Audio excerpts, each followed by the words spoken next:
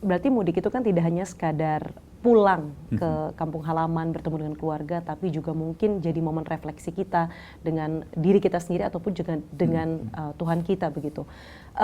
Ketika kita momen berefleksi begitu Pak Menteri, seringkali kita juga lebih peka kepada di sekitar kita, terutama di era media sosial ini ada banyak sekali kisah-kisah yang menyentuh kita, termasuk juga dengan saudara-saudara kita yang ada di Gaza ataupun yang sedang terdampak perang begitu Pak. Misalnya di Iran ataupun mungkin dengan negara-negara kawasan Timur Tengah.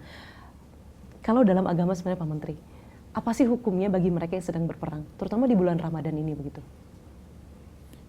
Iya, di mana ada kebaikan, di situ ada iblis, ya kan? Di mana ada puncak kebaikan, di situ juga ada puncak iblis. Nah, seharusnya ya bulan Ramadan ini adalah bulan ketenangan, bulan haram untuk melakukan peperangan, ya kan? Tapi ya namanya nafsu tidak mengenal bulan Ramadan, ya kan? Nah, sungguh sangat disayangkan ya. Yang bertikai itu adalah justru, walaupun ini bukan perang agama ya, tapi yang bertikai ini adalah kelompok-kelompok yang tergabung dalam Abrahamic religion. Yahudi di Israel itu mayoritas agama Yahudi kan, Iran, Palestina mayoritas agama Islam. Ini kan satu kali kan. Ya, jadi Islam dan Yahudi itu termasuk juga Nasrani, itu kalau boleh saya istilahkan itu sepupuan tuh. Ya, neneknya sama, Nabi Ibrahim. Nabi Ibrahim ini ya kalau di Bible disebut Abraham, kita dalam Islam menyebutnya Ibrahim. Ibrahim itu melahirkan dua istri, mempunyai dua istri. Istri pertamanya itu Siti Sarah, yang kemudian melahirkan Ishak. Ya. Dari Ishak itu nanti turunannya lahir Musa, yang di sana disebut Moses. Ya. Turunan berikutnya itu lahir Nabi Isa, yang di sana disebut Yesus. Sementara yang lahir dari istri keduanya, Siti Hajar, lahirlah Ismail. Turunannya lagi lahir Nabi Muhammad yang membawa Islam. Jadi neneknya sama, kitab sucinya pun juga banyak sekali persamaannya, ya kan? Cuma beda-beda peristilahan. Misalnya di dalam Islam itu Yunus, di sana Yona, di sini Yusuf, Daud, di sana David, di sini Sulaiman, di sana Salomon, ya kan? Di sini Nuh, di sana Noh, di sini Adam dan Hawa, di sana Adam and Eva, di sini Ibrahim, di sana Abraham, bahkan di sini Jibril, di sana Gabriel, di sini Mikail, di sana Michael. Orang-orang yang diceritakan itu sama yang diceritakan dalam Al-Quran. Kok kenapa ada persamaannya? Memang Tuhannya sama, nenek moyangnya juga sama. Jadi sebetulnya bagi saya pribadi ya, mohon maaf, aneh bin ajaib itu kalau ketiga komponen ini bertikai. Karena kan bersaudara sih sebetulnya. Nah, tapi namanya manusia membawa nafsu, membawa emosi dan sebagainya, ya itu anggaplah ini sebuah kecelakaan sejarah sih sebetulnya. Dan seharusnya generasi mendatang sebagai anak cucu Nabi Ibrahim yang penyandang agama monoteisme harusnya sadar bahwa tidak ada sepantasnya ketiga komponen ini, agama ini bertikai. Apapun motifnya, ekonomi atau budaya atau politik atau perbatasan atau militer, harusnya diredam dengan ingat loh nenek moyang kita sama loh, ingat loh Tuhan kita sama loh, ingat loh. Nah, harus itu kan menjadi faktor peredam. Jangan-jangan kalau bukan karena faktor ini akan lebih dahsyat lagi kan. Nah, kita akan bersyukur juga dalam bulan Ramadan ini memang ada kayak rem gitu ya. Banyak membayangkan perang dunia ketiga. Alhamdulillah lewat masa-masa sulit itu juga tanpa timbul hal yang dibayangkan orang perang dunia ketiga. Nah, mudah-mudahan jangan terjadi lah ya kan, karena kalah jadi abu, menang jadi arang. Betul, tidak ada pemenang kan dalam perang gitu ya Pak Menteri. Nggak ada. Pak Menteri kan juga bersama beberapa ulama dan juga ormas lainnya kan juga turut memberikan saran begitu kepada Presiden Prabowo Subianto ketika beberapa waktu lalu dipanggil ke istana. Apa Pak yang diberikan oleh Pak Menteri, masukan ataupun insight-insight perspektif bagaimana sebenarnya Indonesia harus bersikap dalam perang seperti ini begitu Pak? Iya, sebetulnya mungkin kebalikannya kita yang mendapatkan banyak masukan dari presiden. Oke, Karena Pak Prabowo itu kan dia seorang tokoh militer betul. dan dia juga tokoh internasional. Dia lama di Amerika, lama di Inggris, lama juga di Jordan, Timur Tengah, ya kan. Dia menguasai banyak bahasa, ya. Dan dia juga punya pengalaman dagang, ya. Jadi semua wawasan di dalam benaknya itu multi plus lah ya. Ya, memahami konteks geopolitik memahami maksud Pak konteks Menteri. regional, Oke. internasional dan lokal. Nah, ketika kita hadirkan ulama berdiskusi beberapa kali kan Betul. dengan presiden, saya kira inilah presiden yang paling sering berkomunikasi dengan tokoh-tokoh agama dan terutama ulama, ya kan. Oke. Menjelang Ramadan saja itu berapa kali ya tokoh-tokoh ada ditemu juga secara personal, ada ditemu secara organisasi, ada ditemui secara kolektif, ada yang ditemui di gabungan. Nah, ada yang didatangi pada acara-acara keagamaannya. Jadi presiden kita ini sangat akrab dengan umat beragama dan betul-betul sangat merasa dimiliki oleh semua agama. Itu keunikannya beliau. Nah, apa yang kita peroleh darinya? Ya memang saling memberi masukan lah. Ulama kita juga memberikan masukan, ya. Dan Pak Presiden juga memberi masukan. Akhirnya terjadi penyatuan antara ulama dengan umara. Selama ulama dan umara itu kompak, kekuatan manapun tidak akan pernah bisa menggoyahkan Indonesia. Modal utama Indonesia ketika ulama dan umara itu bersatu, ketika tokoh agama itu bersatu dengan tokoh pemerintah. Dan ini yang sedang terjadi sekarang ini. Memang pasti ada selalu catatan-catatan setiap orang kan, karena manusia itu kan bukan malaikat, ya kan. Sama juga dengan Pak Presiden kita. Tetapi kita lihat setiap kali Pak Presiden berikan penjelasan, ada semacam deep understanding yang dirasakan oleh para pendengarnya. Bukan karena memiliki kekuatan magic mistik, tidak. Tapi sangat rasional, sangat beralasan apa yang disampaikan oleh Presiden kita, ya. Dan saya kira bukan hanya saya, tapi betapa banyak pakar-pakar, para rektor-rektor seluruh Indonesia pun juga diundang, para ulama seluruh Indonesia, tokoh-tokoh agama lain juga diundang. Tapi rata-rata mereka itu respect dan masuk akal apa yang dijelaskan oleh Bapak Presiden. Maka itu sekarang ini kita lihat bahwa ya adalah misalnya tokoh-tokoh kritis dalam bangsa ini, dan itu haknya juga, ya kan. Dan uniknya Presiden Prabowo itu tidak pernah tersinggung dengan apapun yang dikatakan rakyatnya kepada dirinya. Dia tetap jalan mendengarkan petuah-petuah para senior, para ulama, ya.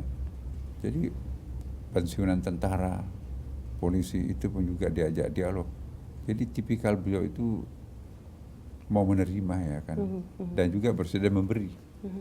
Itu yang dimiliki. Nah, itulah sebabnya di antara seluruh negara merespon situasi regional itu, saya kira kita Indonesia itu paling, ya mohon maaf kalau saya bukan memuji beliau berlebihan, ya, kita yang paling elegan, ya, yang paling matang. Coba kita bandingkan misalnya kemarin di Bangladesh, begitu terjadi gejolak langsung, mungkin ada positifnya tapi ada juga negatifnya mungkin, ya, langsung 4 hari kantor, kuliah, sekolah, selebihnya itu work from home, ya kan. Kemudian juga kalau di Bangladesh pejabat tinggi termasuk menteri tidak boleh menerima gaji, dia diabdikan untuk negara. Mobil dinas dibatasi sampai 50%, tidak boleh bepergian ke luar negeri dan mobilitas yang tidak perlu. Kemudian juga subsidi beberapa hal itu tiba-tiba dicegah karena untuk saving gitu, ya, karena membayangkan akan ada sesuatu yang sangat parah. Sama juga di Filipina, tetangga kita kan, Malaysia juga. Nah, Pak Presiden kita setelah mendengarkan para menterinya memberikan laporan, saya kira juga bukan laporan ini, dia juga punya intelijen, ya kan, bahwa kurva perekonomian kita itu juga itu belum berada pada titik nadir yang sangat membahayakan. Yang jelas bahwa makanan pokok dalam arti beras, ya, stoknya bisa bertahan sampai 1 tahun, ya, kemudian juga tidak perlu impor, ya kan. Nah, tapi negara-negara yang kita sebutkan tadi itu memang ketergantungannya ke pihak luar negeri itu sangat besar. Padahal transportasi itu kan pasti akan kosnya sangat tinggi karena kan menggunakan bahan bakar yang makin mahal.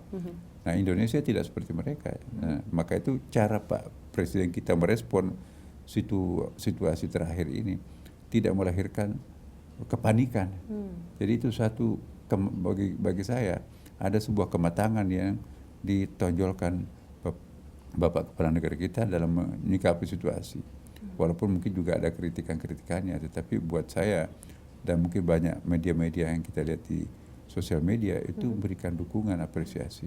Apa jadinya kalau kita menciptakan respon panik terhadap masyarakat? Sementara orang mulai lebaran ya kan, sementara orang puasa. Nah, kita sangat yakin bagi umat Islam itu bahwa bulan puasa ini adalah bulan rahmat Tuhan. Ya, believe or not ya, percaya atau tidak, selalu ada keajaiban pada bulan Ramadan. Dan jangan khawatir. Dan ini akidahnya orang Islam itu ya. Nah, peristiwa-peristiwa yang terjadi sepanjang sejarah itu sebetulnya adalah peristiwa Ramadan. Sejarah Islam itu sejarah Ramadan. Bulan kemenangan. Coba kita bayangkan. Pada masa Nabi itu kan. Ramadan turun Quran, pelantikan jadi Nabi. Kemudian lalu Nabi diusir ke Madinah. Tapi ditaklukkan, sebelum penaklukan itu, perang Badar itu untuk memusnahkan Nabi. Tapi luar biasa. Perang yang tidak seimbang tapi dimenangkan oleh umat Islam pada bulan Ramadan. Tahun ke-7 Hijriah, tahun ke-8 Hijriah, 1 tahun berikutnya ditaklukkan kembali kota Mekah yang pernah mengusir Nabi kan, tanpa setetes darah loh. Dan kita lihat pengusiran para penjajah negara-negara Muslim itu banyak sekali terjadi pada bulan suci Ramadan. Ingat Indonesia merdeka 8 Ramadan, hari Jumat bulan Ramadan. Senjata bambu runcing bisa mengusir tank, ketapel bisa mengusir jet tempur. Gak masuk akal kan, tapi itu fakta. Kita berhasil menang.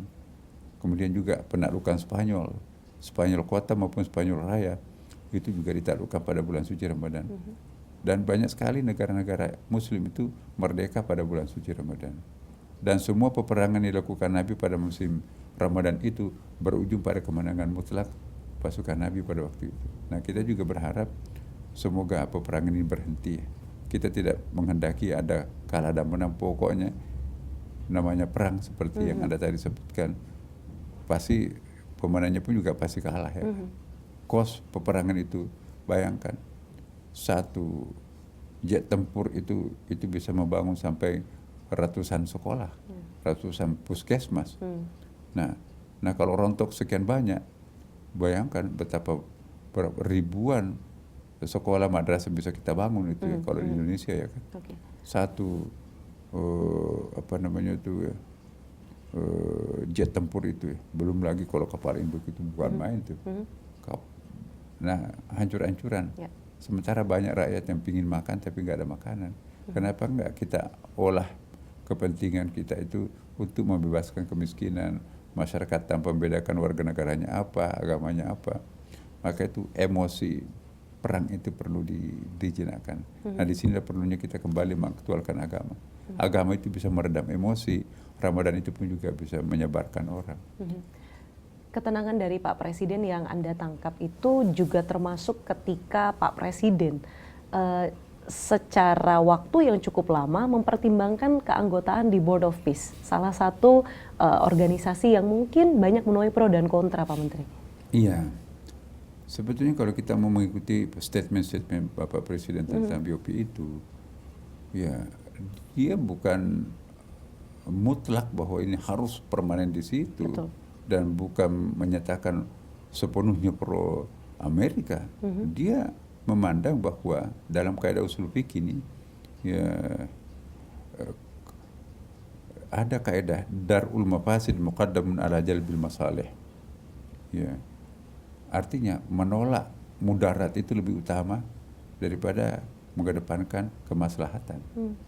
Nah, sebetulnya apa yang dilakukan Presiden itu menggunakan kaidah ini. Mungkin beliau tidak hafal kaidah ini, tapi itu dalam usul fikih itu dibenarkan. Maka itu umat Islam itu tidak serta-merta memprotes, menolak. Karena dalam kondisi darurat itu memang dimungkinkan kita itu untuk menempuh satu jalan darurat. Ad-darurat itu bihil mahdurat. Dalam kondisi darurat itu membolehkan sesuatu yang tadinya nggak boleh. Ad-darurat yuzalu, kedaruratan itu harus dihilangkan. Apalagi tadi darul mafasid muqaddamun ala jalbil masalih. Ya. Menolak kemudaratan itu pasti akan sangat bahaya kalau itu diwujudkan. Itu lebih utama daripada mempertimbangkan kemaslahatan. Kemaslahatan itu suasana normal kan. Tapi kalau dalam keadaan gawat, ya kita akhafud darar, yang kita harus memilih mana yang paling kecil resikonya kan. Pak Presiden itu sangat memahami logikanya usul fikih, walaupun dia bukan ahli agama Islam ya kan. Tapi saya mempelajarinya karena saya mendampingi beliau mulai dari dulu mahasiswa ya kan. Dia pembina satu organisasi, saya mendampingi. Cara berpikir itu sangat brilian. Maka itu saya sangat kagum ya bahwa loncatan berpikirnya mungkin genetiknya memang cerdas ya. Kan tidak semuanya orang dikaruniai kecerdasan seperti itu kan. Tanpa harus memitoskan beliau. Saya kok sangat yakin bahwa apa yang diyakini Pak Prabowo itu adalah sesuatu kebenaran. Dan bayangkan kalau dia tidak masuk di tempat itu nggak mungkin bisa menyampaikan mana ini logikanya begini. Daripada kita demo di jalan, nggak ada yang dengar. Betul. Tapi kalau membisikkan dekat telinganya si subjek itu jauh lebih terdengar. Jauh lebih terdengar ya kan. Dan nggak mungkin 100% ditolak lah. Betul. Paling tidak itu nanti akan menjadi energi pertimbangan buat ini. Oh ada suara-suara seperti ini. Nah kalau kita nggak ada di dalam, bagaimana bisa ngomong? Nah, jadi Nabi itu memberikan satu contoh perjanjian Hudaybiyah kan. Wah luar biasa, ditolak oleh mayoritas. Tapi Nabi tetap konsisten. Anda tidak tahu apa yang saya pikirkan. Nah, contohnya bayangkan perjanjian Hudaybiyah yang sangat masyhur itu kan. Coret Bismillahirrahmanirrahim. Kata sahabat, no, ini prinsip buat kami. Coret, kata Nabi. Digantikan Bismillahirrahmanirrahim. Menggantikan Bismillahirrahmanirrahim menjadi Bismillahirrahmanirrahim. Yang paling tragis, hadza ma qada alaihi Muhammad Rasulullah, sebagaimana telah diputuskan oleh Muhammad Rasulullah. Ditolak oleh Suhail, delegasi kafir Quraisy kan. Coret itu Muhammad Rasulullah. Saya tidak datang di sini melakukan perjanjian kalau saya akui Anda Rasulullah. Tulis Muhammad bin Abdullah, coret Rasulullah. Sahabat nggak mau. Nabi sendiri yang mencoret. Itu dalam hadis Bukhari Muslim itu. Nabi mencoret kata-kata Rasulullah. Itu kan artinya peniadaan, penafian Nabi sebagai Rasul. Dalam redaksi perjanjian itu. Belakangan Nabi begini. Dalam kondisi seperti ini itu lebih baik daripada nanti nyawa melayang, darah mengalir. Udahlah terima aja. Itu yang disebut dengan penerapan darul mafasid muqaddam ala jalbil masalih. Dan itu yang dilakukan oleh Pak Prabowo sebetulnya. Jadi Pak Prabowo itu sangat tepat secara usul fikih loh ya. Apa yang dilakukan itu. Tapi sampai kapan? Ya, itu kan darurat itu kan ada kadarnya kan. Betul. Kalau tidak ada makanan lain boleh makan babi. Tapi kalau sudah dropin nasi bungkus sudah berhenti darurat. Nah, jadi sama juga kalau Pak Prabowo nanti melihat ada sesuatu targetnya nggak sesuai, tentu juga tidak ada yang melarang Pak Prabowo untuk keluar dari BOP itu kan. Nah jadi mari kita sabar dulu, kan kemarin kan belum bekerja tim Betul. itu ya.